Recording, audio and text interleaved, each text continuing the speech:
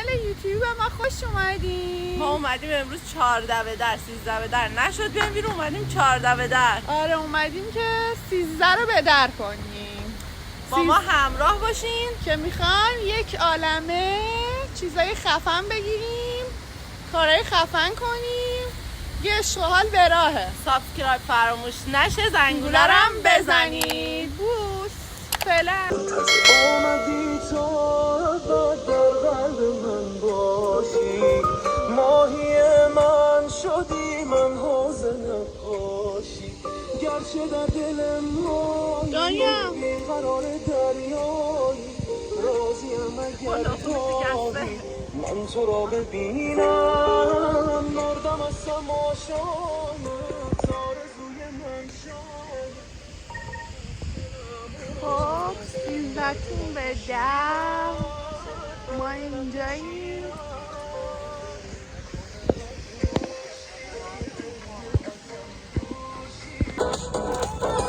نظرت بابت در مورد 13 به در چیه دنیا؟ 13 به در رو که در نکردیم، الان 14 به دریم. خب همون فرقی خیلی نمیکنه. خوش میگذره. خوش جای میگذره؟ همگی خالی، خیلی خوبه. خوش میگذره.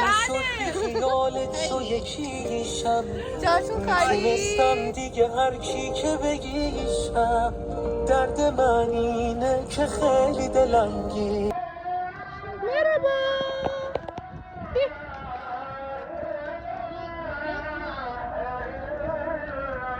این هاپوه یه کج احساس میکنم یه ذره.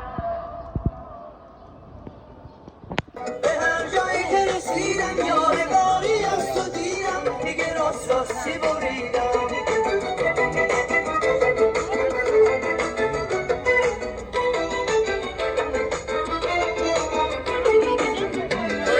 دارو ندارم یاور و یارم.